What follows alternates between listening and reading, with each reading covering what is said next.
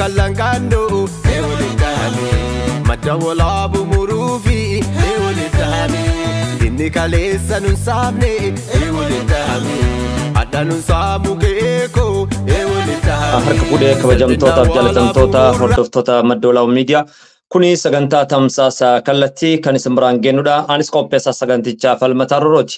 Armaan dura kutaa tokko kutaa lama jechuudhaan sagantaalee adda addaa gololee Oromiyaa hundumarraa isin biraan gaatuun kenna waa yaadatamudha.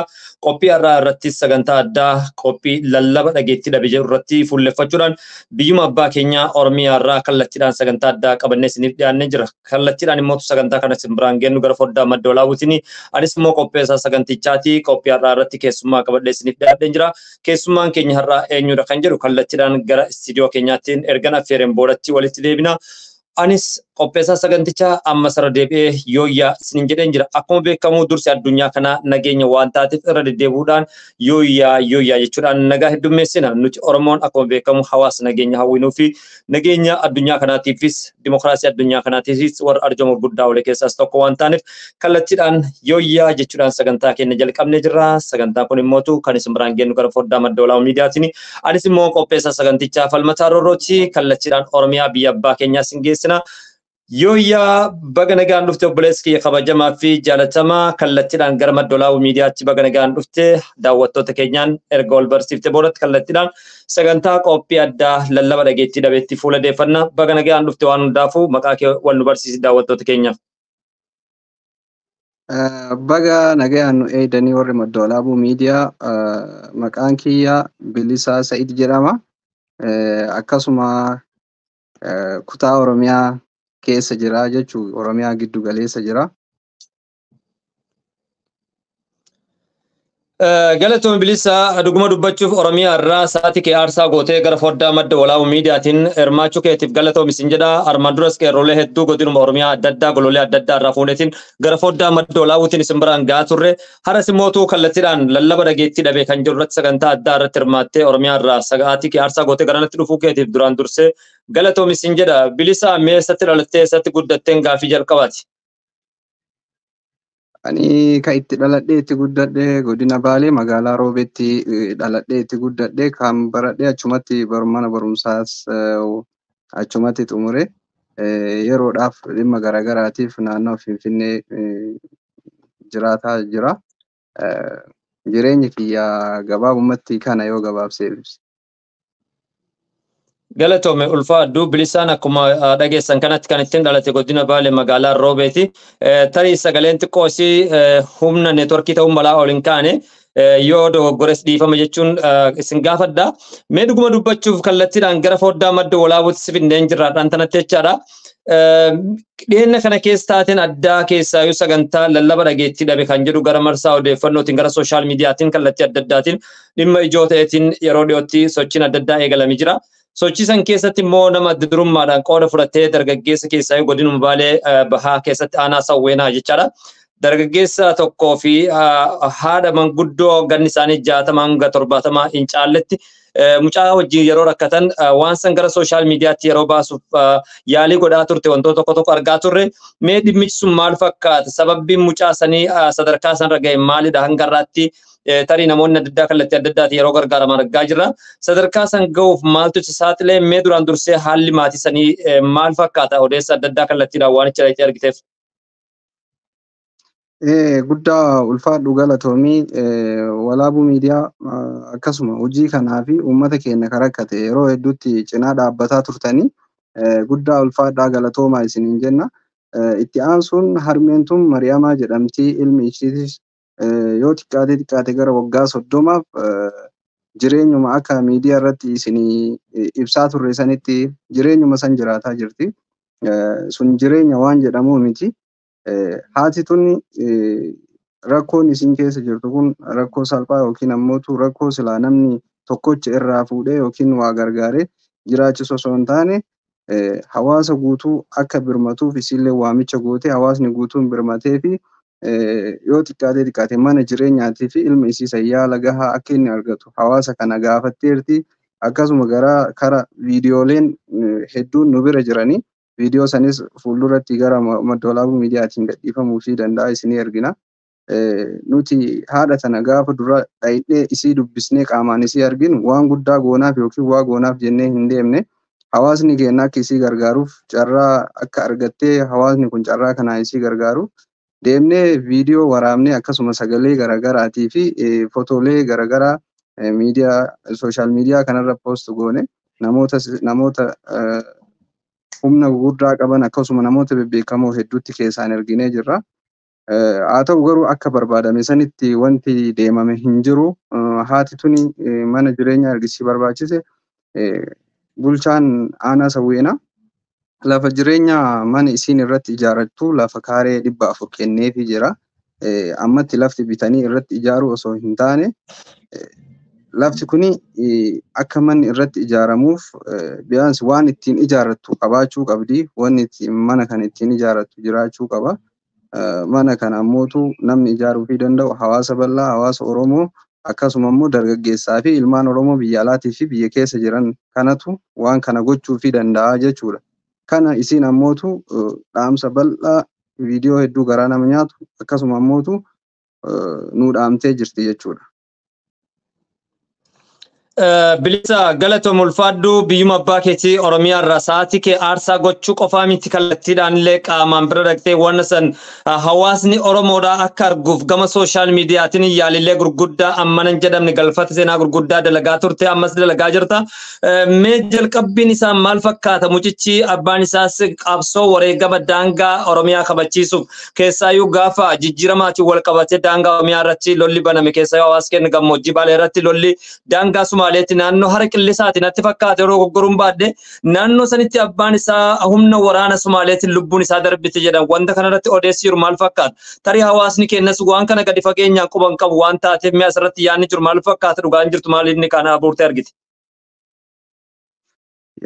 Akkuma viidiyoo irratti ibsuuf yaalle waan kana ragaanu har'a akka seenaatti irraa haasofnu osoo hin taane dhalattoonni naannoo sanii hedduun isaanii hin beekanii namoota gurguddaa achi dhalatanii nama kana wajjin abbaa mucaa kanaa wajjin lolanii abbaa mucaa kanaa biraa wareegame qaamaan dubbisnee viidiyoo illee qabannee jirra. Nama kana ammootu dhugaa dubbachuuf namni daangaa Oromiyaatiif wareegame uummata Oromootiif saba bal'aadhaaf Itoophiyaaf jedhee wareegame Oromiyaaf jedhee wareegame daangaa uummata kanaa yookiin ammoo dhiigaa fi lafee uummata kanaa dabarsee hin kennu jedhee wareegame gatii guddaa uummata Oromoo hawaasa bal'aa kana biraa qaba. Gatiin inni qabu ammootu uummatni haati warraa isaatii fi ilmi isaa kun rakkoo kana rakkachuu hin qabanii rakkoon kun isaaniif hin malu gatiin isaa kana hin turre uummanni keenya biyya Oromiyaa dachee addunyaa kana keessa jiran nama kana gargaaruu qabanii inni kun imaanaa Oromiyaaf jedhee inni wareegame kana imaanaa kana uummata bal'atti kenne uummata Oromoo guututti kenne laal sabni kun haadha warraa isaatii fi ilma isaa kana wal'aanuu fi jireenya yookiin ammootu haga wayii akka namaatti akka isaan jiraatanii bulan sabni kun godhuu qaba. Kanaaf dhugaa nu biraa qabanii dhugaa isaanii kana ammootu nuti waan dandeenyeen bira dhaabbanne haa kafalluu yaada jedhu qaba. Daawwattoota keenya kan dhaggeeffachaa jirtan sagantaa tamsaasaa kallattii gara foddaa madda walaabuutiin kan isin biraan gahaa jirudha. Anis gaa qopheessaa sagantichaa falmataa Roorrooti gara MWtiin qophii addaa lallaba dhageettii dhabe jechuudhaan yeroo ammaa kanatti gara sooshaal miidiyaatiin warraaqsi adda addaa godhamaatiin jiru irratti dhaabbachuudhaan kan isin biraan gahaa jirudha. Dhuguma mee bilisa haalli argitan maal fakkaata? Xiyyeeffannoo dhabuun isaa iccitiin guddaan maal jettee yaadda? Kaleessa abbaan isaa daangaa Oromiyaa kabachiisuudhaaf keessaayyuu gaafa jijjiiramaa irratti wareegaman mana jedhamne hawaasni keenya gammoojjii Baaleedhaa kaffalaa ture. Qabeenyi isaa dhabee jira, qe'ee isaa irraa buqqa'ee jira, hara hedduu dhabee jira, lubbuun namoota hedduus badee jira. Akkuma beekamu horsiiseen bulaan keenya kaleessa quufaa fi misaan himaman galfata gurguddaa qabanii, gaala guddaa qabanii, loowwan qabanii horsiisee bulaadha hawaasni kuni. Har'an tana hongeedhaan yeroo hedduu saaxilamaa turan irra deebiidhaan sila hawaasni kun rakkoo kanayyuu isin qunnamu ture. Maali daree hanga irraatti akkamitti xiyyeeffannoo argachuu dhabe gara sooshaal miidiyaati wanti kun ture jira kan jedhan odeessa adda addaa ni jira waan taateef. Wanti kuni sababni inni odeessi yookiin ammootu namoonni hedduun waan kana argee gara gargaarsaatti akka hin deemne wanni godhame lafti jireenya isin naannoo jireenya daangaa Sumaalee fi daangaa godina Baalee bahaatii wal daangeessa. Daangaan kuni lafa iddoo isin jirtu san gahuuf yoo xiqqaate kiiloomeetira 60 ol nama oofa. Geejjibni hin jiru, makiinaan hin jiru. Kanaaf motoraan deemama. Motoraan dhayxee deebiidhaaf kiiloomeetira 120 deemta jechuudha motoraan. Hagamta akka ulfaatu nu hundi keenyayyuu tilmaamuun nama hin dhibu. Kiiloomeetira 60 motoraan lafti Saharaadha akka malee ho'a. Lafa kana qaamaan deemnee motoraan deemnee achi geennee deebine.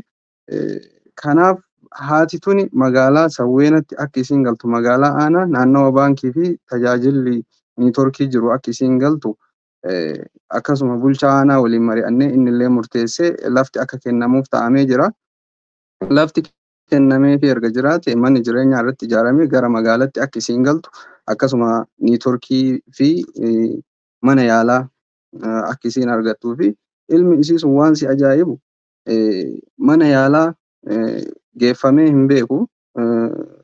Akkasuma isiinis baankii mallaqa baankii irra galu kanaayyuu argachuuf yookiin ammoo dhayxee itti fayyadamuuf niitoorkiin hin jiru. Lammaffaa ammoo achirraa kiiloomeetira 60 dhuftee deebiin kiiloomeetira 120.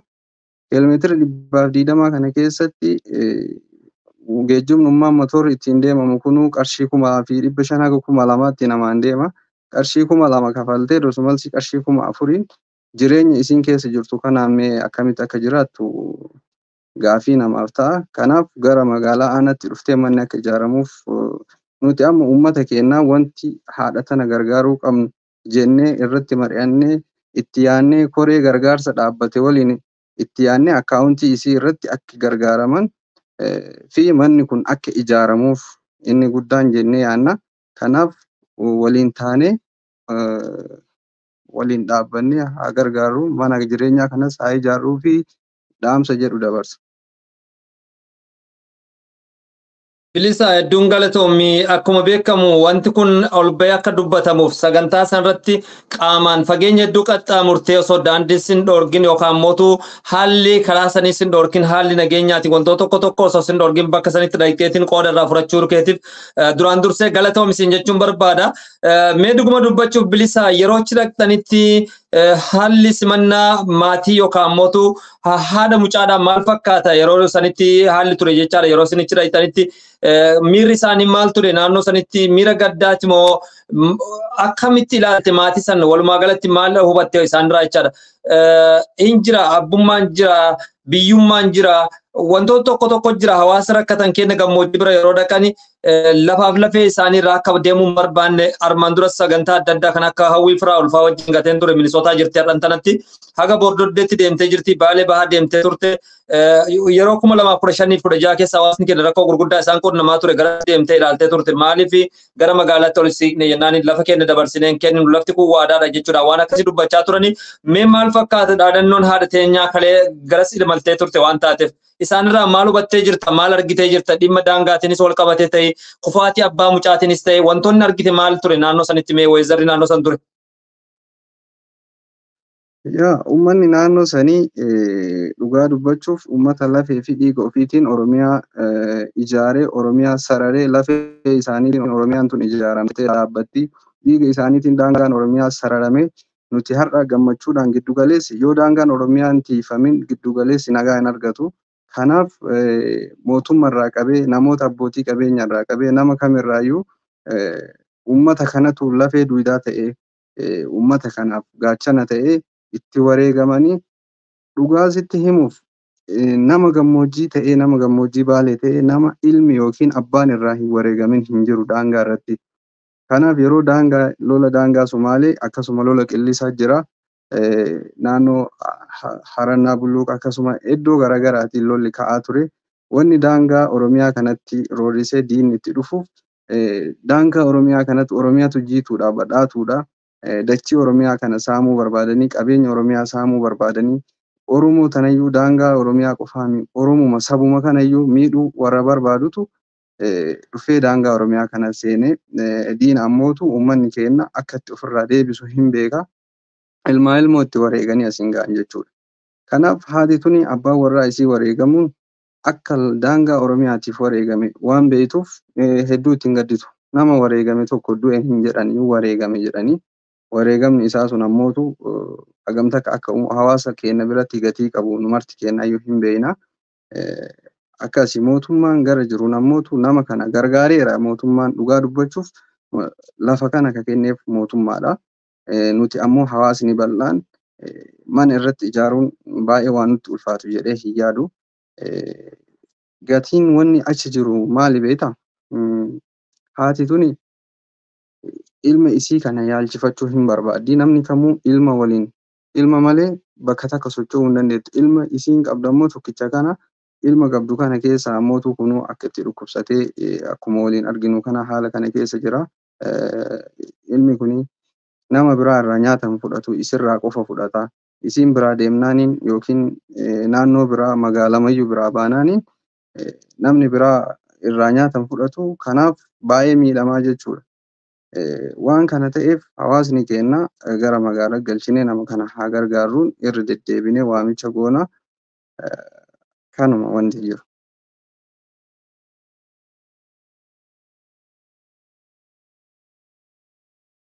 Baay'ee nama gaddisiisuudha. Hawaasni keenya ammas rafuu isaa caalaa wanti nama gaddisiisu tokko illee hin jiru. Akkuma ati yaada nu dabarsaa jirtutti obboleessi kiyya. Hirmaannaa godhamaa ture keessattis goloolee Oromiyaa irraa namoonni hedduun wajjin hirmaataa turanii mana Jamaal Gooditti sagantaan gaariin godhamee ture jechaadha. Sagantaa sanarrattis hanqinni dhalattoota naannoo keessaayyuu gara Baalee Bahaa kanarratti hanqinni gurguddaan akka jiru argaa turre jechaadha. Kana saffisaan hawaasni keenya dhaabbatee of ilaalee dhaabbatee wal dhageeffatee dhimmoota naannoo isaa irratti adda durummaan qooda akka keessatti fudhatu yaamichi godhamaafii ture. Atis yaamichuma san gochaafii jirta jechaadha.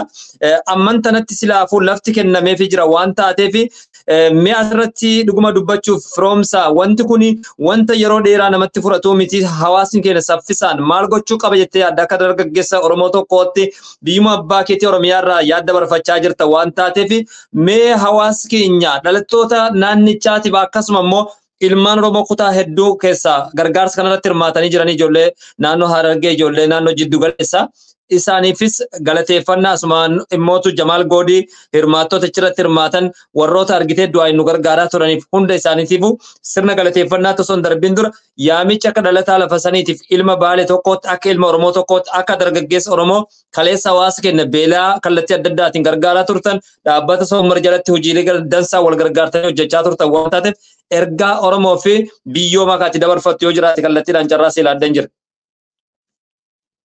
Yaa uummata keenya uummata naannoo gammoojjii kana yeroo hedduu irra deddeebinee ilaalaas turree deeggaraas turree NGO internationaalii fi akkasuma lookaal NGO hedduu waliin uummata keenya kana akkamitti deebisanii dhaabuu irratti namni yoo yaadatta ta'e yeroo jalqabaatiif namni ra'eelee kenne nuyi uummata gammoojjii ta'e NGO internationaalii fi lookaalii keessaallee wanti ra'eelee kana kennineef uummata kana yoo harceetti kennin harceetta uummata nyaatanii fixanii booda beelahuun isaanii hin oolu. Kanaaf uummata kana deebisanii dhaabuutu isaan barbaachisa. Waan isaan boru bakka sanii hin godaanneen yookiin ammootu akka isaan nyaatanii jiraachuuf osoo hin taane waan san tikfatanii guddifatanii yookiin irraa jiraachuu bakka sanitti roobni roobee agooyii uummata gammoojjii kana roobni ta'us roobee jira. Uummanni keenya amma haala gaarii keessa jira. Yaa'u namni guutuun guututti naannoo sana itti deemtee argitu ta'e Sahaaraalleen akkasuma gara fageenya gara Sumaaleetti itti agarsiisu Sahaaraan hin jira. Sahaaraa san uummanni beelahaanis uummanni rakkataanis ammas naannoo saniin irra hin jira. Kanaaf waan akkasii san argaa bira tarree garuu ammatti karaan namni kun ittiin gargaaramu yoo jiraate namni kun gargaarsa qofaami silaa gatiin isaa kanaa oli. Namni daangaa Oromiyaatiif jedhee saba kanaaf jedhee wareegame har'a nuti miidiyaa irra baanee iyyuu nurraa hin eeggamu. Akkasuma ammootu inni rakkadhe jedhee nutti himachuu nurraa hin eeggamu jechuudha. Nuti dhaynee nama kana gargaaruuf gosallee sanyiillee homaayyuu hin filatu. Dhugaa dubbachuuf Oromummaa qofa filata, namummaa qofa filata, nama gargaaruun nama ta'uun qofti gahaadha. Nama rakkate ammootu namni gargaaruun boqonnaa sammuuti. Inni kophaa isatti boqonnaa sammuuti. Nama kana gargaarree waliin gaafa inni jireenya yookiin mana jireenyaa ofii keessa yookiin mana nu gargaarisan keessa jiraate nuuf yookiin siif gammachuun hagam takka akka dabaluu danda'u nu murti kennaa tilmaamuu hin dadhabnu. Sanirraa kan ka'e uummanni keenya ammoo uummanni daangarra jiru uummanni gammoojjii halkanii guyyaa daangaa ofii tikfataa halkanii guyyaa ammootu saba isaatiif Oromoof jedhee lubbuu ofii kennuu barbaada. Uummata kana ammootu yeroo garagara uummanni keenya keessaa ijoolleen biyya Arabaa jiran hundi isaaniitu hedduu gargaaraa turan.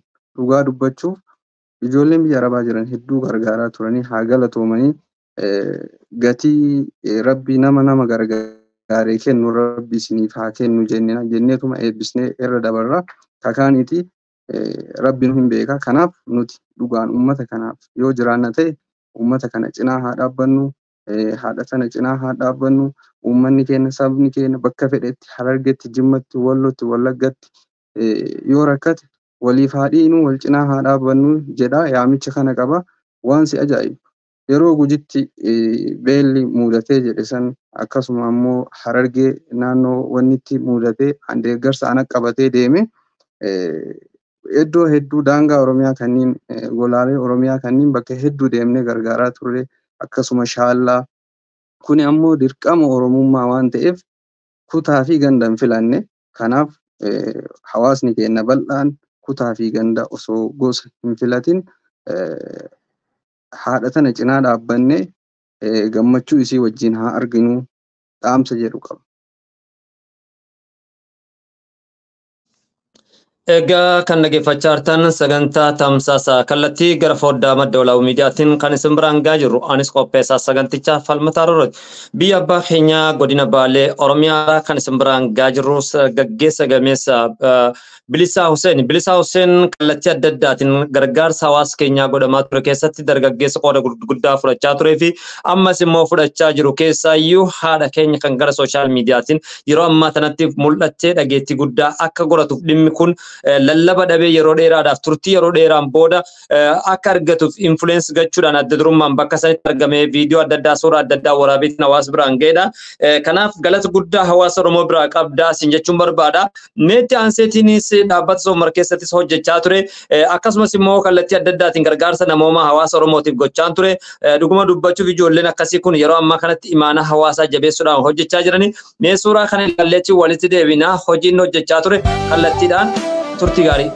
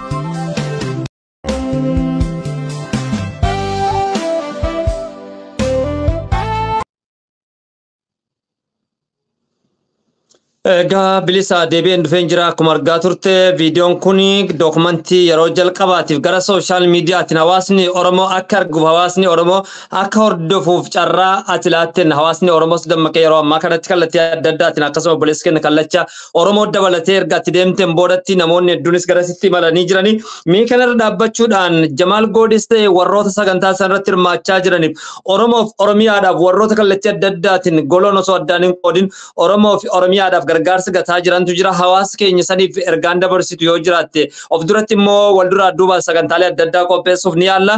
Ergaan dabarsitu warroota sagantaa sanarratti kaleessa sirmaatan kan sheergatan kan koomentii barreessan kan dhabeetti namootu garaa isaa keessatti gubachaa jiraachaa jiru hedduu jira waan taateef diyaaspoora mateetiin biyya ormaa keessa jechaadha. Mee ergaalee akkasii kanarratti xiyyeeffadhuuti hawaasa keenya ergaan dabarsitu yoo jiraatte kallattiidhaan siif laaddeen jira bilisa. Yaa hawaasni keenya biyya alaa jiru keessaa'uu biyya keessa jiruu fi akkasuma biyya alaa jiru parsantiin guddaan warruma biyya alaa kanatu beektaa hawaasa keenya utubaa jira hawaasa keenya waliin rakkataa jira hawaasa keenya miidhameef utubaa ta'ee hawaasni kun akka dhaabbatu gochaa turanii guddaa ulfaadhaa jedhanii ilmaan Oromoo biyya alaa jiran keessaa'uu biyyoota Arabaa keessaa akkasuma Awurooppaa fi Ameerikaa keessa warra jiruun ulfaadhaa galatoomaa jedhanii beeta dirqama lammummaatii fi dirqama oromummaatii fi dirqama namummaatii nama gargaaruun maaliif ani haguma fedhe qabaadhee yoo jedhe nama malee hin tolu haguma fedhe yoo rakkadhee jedhe ilma namaatti hajamuun kiyya hin oolu kanaaf kuni dirqama keenna ijoolleen teenna warri biyya alaa jiran akkasuma ammootu namoota akka Jamaal Gudii Kallachaa fi namoota hedduu aga saamii karrayyuutiin bahutti iddoo san deemanii ilaalanii jiranii. Kanaaf gatiin haadhaa maal akka taate nama achi dhaqee fi nama gatii haadhaa beekutu gatii haadhaa sanuu beeka beeta. Namni ammoo haadha malee hin dhalanne namni hundi isaa haadha qaba. Jaalala haadhaa beeka. Haati maal akka taate beeka. Ilmi isii yoo dhukkubsatte haati hagamta akka namaa cinqamtu beeka. Kanaaf namni tana beeku namni ilmoo qabu namni ammoo ilmoo ofii bakka san buusee yookiin obboleessa ofii bakka san buusee ofillee bakka san buusee laale maaltu akka itti dhagahamuu fi callisuu hin danda'u jechuudha. Dhuguma yoo dhugaa qabaate yoo namummaa qabaate. Kanaaf nu hundi keenyaa bakka sana of buufnee of haa ilaallu haadha sana haa gargaarru yaada jedhu qaba. Warra haadha sanaaf tumse ka qabuu fi yoo dadhabee isiif garaa nyaattummaan itti dhagahame nama hundaafuu rabbi waan inni yaade haa kennuu fi guddaa galatoomaa ulfaadhaa jedha. Dhaggeeffattoota keenya kan dhaggeeffachaa jirtan akkuma jalqaba irraa isiniif eeruuf yaaletti sagantaa qophii addaa lallaba dhageettii dhabe jedhu gara foddaa madda walaabuutiin qopheessuuf yaalledha. Anis qopheessaa sagantichaa falmataa roorrochi Oromiyaa irraa bilisa moone yeroo ammaa kana kallattiidhaan yaadota adda addaa nuuf gumaachee jira. Dhuguma dubbachuun ergaalee jajjaba nu dabarsuudhaan suuraalee adda addaa nu baasuudhaan dargaggeessa hojii boonsaa dalagaa jirudha. Kun qophii keessummaatti gara foddaa madda walaabuutiin beeksisa kanaan booda walitti deebina. Yaada xumuraa isarraa fudhadhee sagantaa keenya golobnaa waan hundaafuu beeksisa kanaan booda walitti deebina.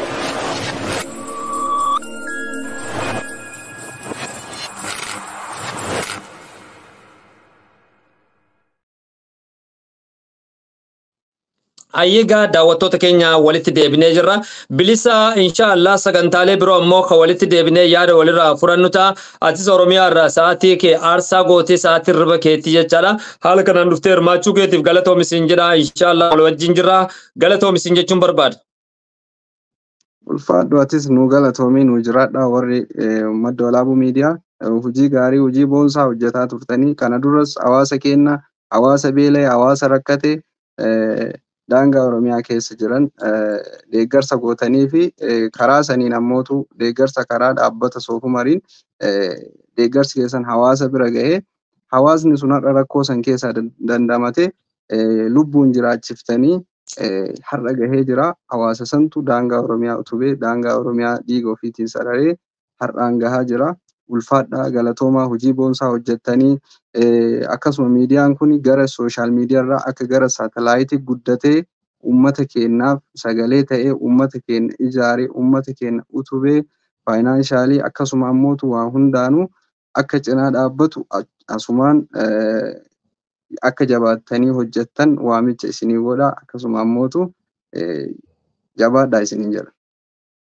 Galatoome ulfaaddu dargaggeessa gameessa bilisa moone godinuma baalee magaalaa rooberraa fageenya hedduu qaxxaamuruun baalee bahaa dhaqeetiin osoo fageenyi hin daangessin osoo haalli nageenya haalli tokko tokko isan daangessin gamasitti maleetiin rakkoo obboleessa keenyaa irraa qoodameetiin kallattiidhaan hawaasa Oromoo akka dammaqeetiin lallaba dhageettii dhabe kana dhageettii godhatu shoora gurguddaa taphatee jira galfata seenaa gurguddaa kaawwattee jirta amma sarara deebinee galatoome siin jechuun barbaada dhimmoota adda addaa irrattis of duratti sagantaalee adda addaa qopheessuuf yalla asumaan dhalattoota godinichaatiif anis akka nam tokkotti ergaan dabarsaa keessaayyuu hawaasni keenya peejiin qabnu kallattii adda addaatiin miidiyaan qabnu waan keessan jabeeffadhaa hawaas keessanii sagalee ta'uu dhuunfaan nun baasu kara miidiyaa kanaatti dabalama yookaan immoo miidiyaa biraas yoo hundeessan miidiyaan murteessaadha rakkoo hawaas keenyaa dubbachuuf rakkoo hawaas keenyaa irratti mari'achuuf akkasuma waan gaarii dalagame wajjin gaarummaa isaa jabeessuudhaaf miidiyaan nu barbaachisa waan taateef ergaa koo asumaan dabarfachuun barbaada bilisa galatoome ulfaaddu baga nagaan dhufte siin jedhee jira sagantaa keenyarraa asumarratti goolabna anis qindeessaa sagantichaa falmataa rooroo